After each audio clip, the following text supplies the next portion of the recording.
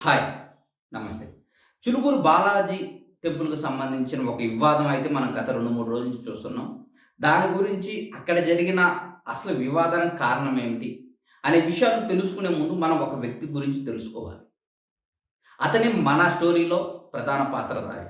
అది 1987. అప్పటి ఉమ్మడి ఆంధ్రప్రదేశ్ ప్రభుత్వం దేవాలయాల్లో వంశపారంపర్యంగా వస్తున్నటువంటి అర్చకత్వాన్ని రద్దు చేస్తూ ఒక జీవోని రిలీజ్ చేసింది.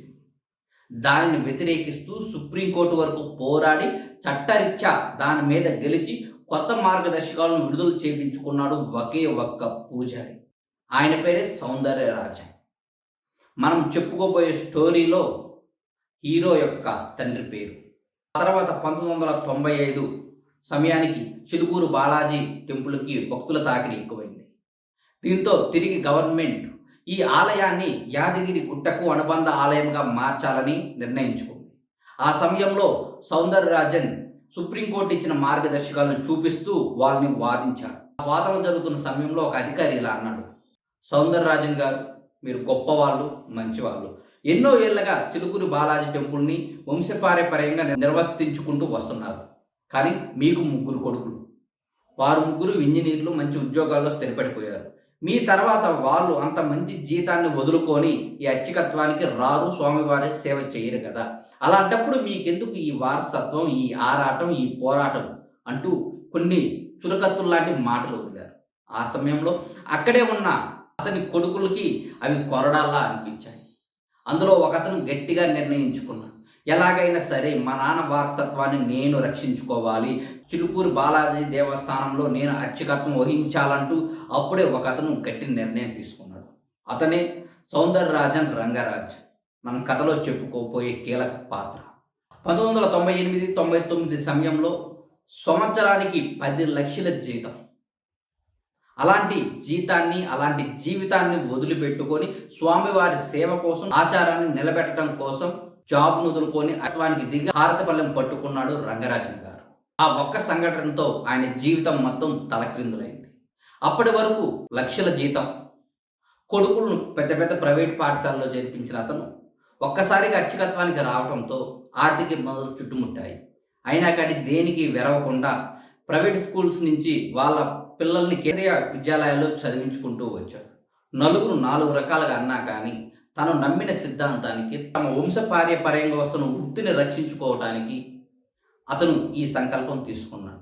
ఒకప్పుడు మహారాజులా బతికిన అతను విభూది పెట్టుకొని, నామాలు పెట్టుకొని, దేవాలయంలో హారతి పళ్ళెం పట్టుకొని నైవేద్యాలు పెడుతున్న సమయంలో అతని భార్య అతన్ని చూసి కన్నీరు కార్చిన రోజు లేదు. కానీ వాటన్నిటిని దిగమింగుకొని స్వామివారి సేవకి అంకితమైన వ్యక్తి రంగరాజన్.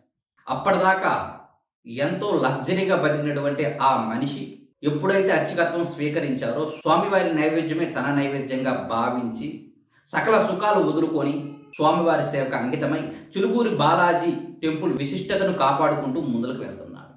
చిలుకూరు బాలాజీ టెంపుల్ ఎన్నో వందల ఏళ్లుగా ఉంది. కానీ దానికి ఎప్పుడూ రాని విశిష్టత గత 20, 30 సంవత్సరాల్లో పెరిగిందంటే దానికి కారణం రంగరాజన్ గారు. దేశంలో ఎక్కడైనా చూడండి, హుండీ లేని ఆలయం అంటూ లేదు. కానీ చిలుకూరు బాలాజీ టెంపుల్‌లో హుండీ అనేది కనపడదు. వీవీఐపీ సేవలు ఆ గుడిలో కనపడవు. సామాన్యుడికైనా సరే, సెలబ్రిటీకైనా సరే ఒకే రకమైనటువంటి దర్శనం, ఒకే రకమైనటువంటి సేవ చిలుకూరు బాలాజీ టెంపుల్‌లో కనిపిస్తుంది. దేవాలయాలకి ఆదాయం వస్తుంది, భక్తులు ఎక్కువ మంది వస్తుంటే వాటిని గవర్నమెంట్‌లో కలుపుకోవటానికి, ప్రభుత్వంలో విలీనం చేసుకోవటానికి దేవాదాయ శాఖ చూస్తుంది. కానీ రంగరాజన్ గారు దేవాలయంలో అసలు ఉండి అనేది లేకుండా చేసి ప్రభుత్వం నుంచి, దేవాదాయ శాఖ నుంచి తమ వంశపారంపర్యంగా వస్తున్న దేవాలయాన్ని కాపాడుకున్నారు. ఒకప్పుడు వారానికి 1000 మంది భక్తులు వస్తే ఆహా అనుకునే రోజు నుంచి ఇప్పుడు వారాంతరాల్లో 40,000 నుంచి 50,000 మంది భక్తులు చిలుకూరు బాలాజీ టెంపుల్‌కి వస్తున్నారు. దానికి కారణం రంగరాజన్ గారు. వీసాల స్వామిగా, కోరిన కోరికలు తీర్చే స్వామిగా, గుడి చుట్టూ 108 ప్రదక్షిణలు చేస్తే మన మనసులో ఏమున్నా కానీ తీర్చే స్వామి చిలుకూరు బాలాజీకి పేరుంది. దేశం నలుమూలల చిలుకూరు బాలాజీ టెంపుల్ పేరు మారు మోగటానికి కారణం ఈ రంగరాజన్ గారు.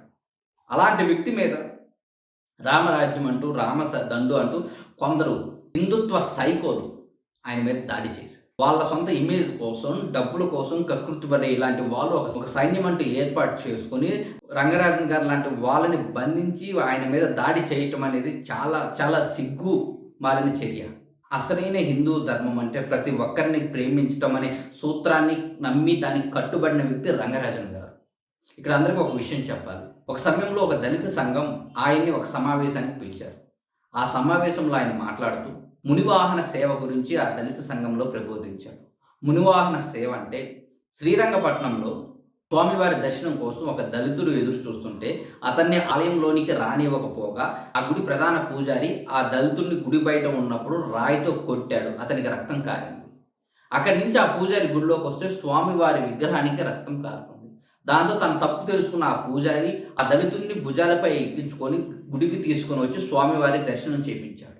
దీన్నే మునివాహన సేవ అని అంటారు.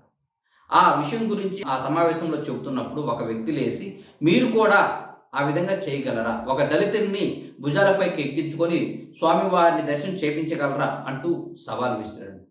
దానికి రంగరాజన్ గారు అవును, దానికి నేను సిద్ధమే అంటూ ఒప్పుకొని మహబూబ్ నగర్కి చెందిన ఆదిత్య అనే ఒక దళిత యువకుడిని భుజాల మీదకు ఎక్కించుకొని బ్రహ్మం ఒకటే పర బ్రహ్మం ఒకటే అనే శ్లోకం పాడుతూ స్వామివారి దర్శనం చేపించిన గొప్ప మానవతావాది, గొప్ప హిందుత్వ సిద్ధాంతి మన రంగరాజన్ గారు. ఆ రోజు ఆయన చేసిన పని దేశం మొత్తం శభాష్ అంది. ఈ విషయం మీడియాలో రావడంతో బౌద్ధ గురువైన దలైలామా రంగరాజన్ గారిని ప్రశంసిస్తూ లేఖ రాయటం విశేషం. అలాంటి గొప్ప వ్యక్తి మీద ఈరోజు కొందరు దాడి చేశారు. ఇక్కడ దాడి ఎలా జరిగింది, దాని పూర్వపరాలు ఏంటి అనేది నేను మాట్లాడదలుచుకోలేదు. ఇక్కడ రంగరాజన్ గారి యొక్క విశిష్టత గురించి చెప్పడానికి ఈ వీడియో చేస్తున్నాను. ఇంత గొప్ప వ్యక్తి అయినా సరే, ఇంత పేరు ప్రతిష్టలు ఉన్నా కానీ దీనికి ఎవరి కారణం అంటే ఆ బాలాజీ కారణం అంటాడు. తర్వాత తన భార్య గురించి గొప్పగా చెప్పుకుంటాడు. లక్షల జీతం వదులుకొని, మంచి జీవితాన్ని వదులుకొని అర్చకత్వం స్వీకరిస్తుంటే ఏనాడు అడ్డు చెప్పలేదా? తనకు పుట్టిన పిల్లల్లో ఒకరిని స్వామివారి సేవకే అంకితం ఇస్తానని రంగరాజన్ గారు చెప్పితే దాన్ని తూచా తప్పకుండా అమలు చేయగలిగింది ఆ మహాతల్లి. అలాంటి గొప్ప కుటుంబం రంగరాజన్ గారి. అలాంటి వాళ్ళ మీద కొందరు దుర్మార్గులు హిందుత్వం ముసుగు వేసుకొని ఆయన మీద దాడి చేయడం అనేది చాలా చాలా నికృష్టమైన చర్య. హిందుత్వం అంటే 4 కాషాయ జెండాలు పట్టుకొని జై శ్రీరామ్ అంటే సరిపోదు.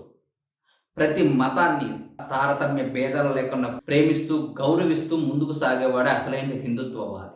అవన్నీ వదిలేసి ఒక హిందుత్వ ముసుగులో ఒక గొప్ప వ్యక్తిని, ఒక గొప్ప ఆధ్యాత్మికవేత్తను, హిందుత్వానికి తన జీవితాన్ని అంకితం చేసిన ఒక గొప్ప మానవతావాదిని పట్టుకుని ఈ రకంగా హింసిస్తూ పైచాచిక ఆనందం పొందే వాళ్ళని ఏమంటారు? అలాంటి వాళ్ళకి తగిన శిక్షలు పడాలి. దాడి చేయడం అనే సంస్కృతే నేరం. పైగా ఒక హిందువు మీద మరో హిందువు ఆ రకంగా దాడి చేయటాన్ని వాళ్ళు అసలు ఏమంటారు? వాళ్ళు రామ భక్తుల, రామరాజ్యం స్థాపన కోసం వచ్చిన వల్ల ఇలాంటి ఎదవల్ని ఏం చేస్తే పాపం?